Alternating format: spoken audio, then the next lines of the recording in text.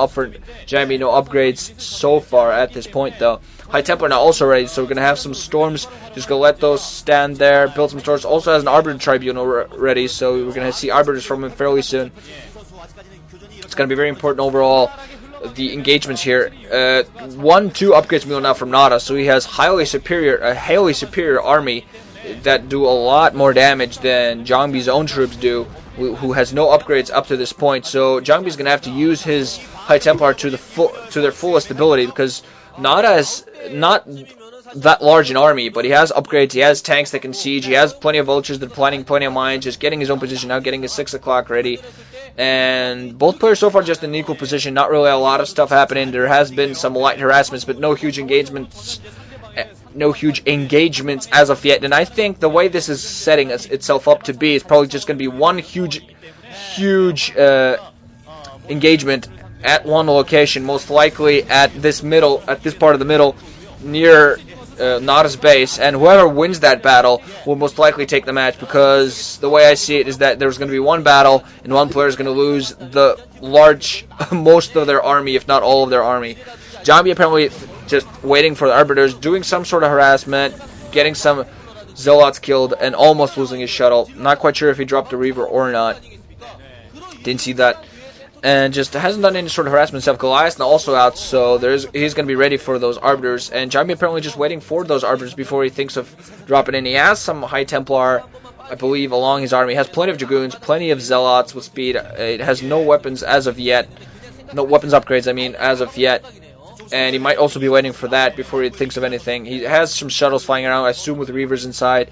Has some Templar, just has a very large, versatile army, while NaDa has his full force as well, just a bunch of tanks, vultures, some Goliaths alongside as well to help take care of the Arbiters.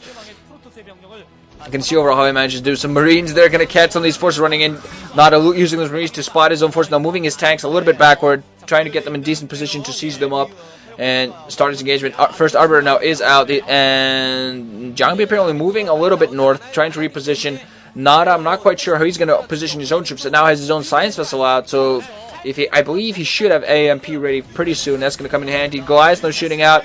I believe he actually might have taken out either a shuttle or a dropship. Not quite sure, but I know that some Protoss force died there. Tank's not going to be sieging up. NaDa moving a little bit forwards, trying to force JangBi into a corner here, moving out with vultures, planting a bunch of mines, forcing JangBi backwards into his 3 o'clock base, where he's in a little bit of a bad position now. JangBi just being forced to move backwards with that Arbiter, with his ground force. JangBi trying to make sure that NaDa does not control the positioning of the engagement. A bunch of tanks out there on the ground, mines being planted everywhere, and JangBi actually being forced into his mineral only and natural. Going to see whether or not actually decides to push these. He has a bunch of vultures now on the ground. Has a lot of tanks as well. JangBi actually moving southward. We're going to see whether he tries to go for some sort of flank attack. Not quite sure if he has enough of that. And NaDa doing a good job here. Gonna use scan to kill a bunch of those SCVs, and also going to siege that 12 o'clock, which I didn't actually know that JangBi had taken. So JangBi taking a lot of economic damage, using a lot of probes, and these tanks that were bothering the 6 o'clock, defending the 6 o'clock, aren't going to get taken out. Meanwhile, now JangBi's going to move towards the 6 o'clock. We're going to see whether NaDa has enough to defend this. He has a bunch of vultures now moving in. He has that one science vessel location. I'm not quite sure where all of his tanks are. A bunch of these taking out. Storms are coming off, and a bunch of those vultures dying due to those storms.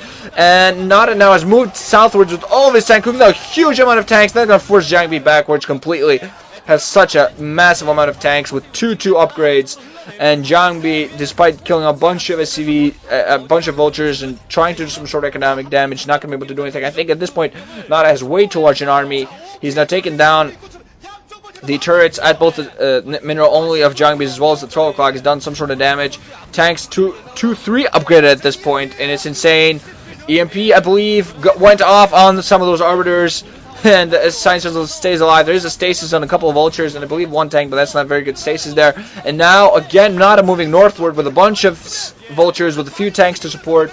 Not a huge engagement. Scan going off to spot those invisible troops. Now going to move upstairs, just trying to do some sort of damage. And JangBi, I believe, just his ground forces just cannot fight against these hugely upgraded forces of NaDa. Is now going to start sieging off those turrets and going to do a lot of economic damage. You should be able to take out down the Nexus and a bunch of the probes. JangBi has also expanded to 10 o'clock location. He's just been mass expanding, but overall I think it might have overextended itself, definitely, especially when he started expanding on NaDa's side of the map, when he probably should have expanded on the bottom right instead of the upper left. Now he's overextended himself in. I'm not quite sure what he's going to have to defend. If NaDa spots that 10 o'clock location, that's simply going to get taken down.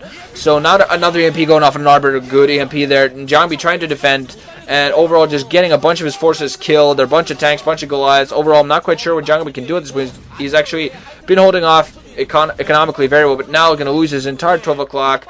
And NaDa now expanding again at the 9 o'clock position, just getting. He has such a huge army, which hasn't been damaged really at all. He's lost a few tanks, a few vultures, and that's about it for both forces now, running downwards. And JangBi actually going to be caught here. Several of his dragoons going to be caught out of position by vultures and tanks. So I'm going to be forced backward now. He has his forces split.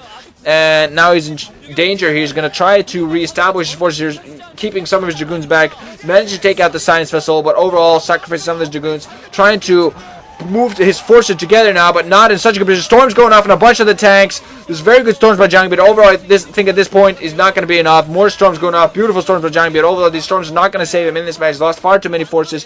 His GG. NaDa knew at this point that wow. JangBi knew at this point that he had lost. Wonderful game by NaDa there, just doing perfect. GG, guys. Wow.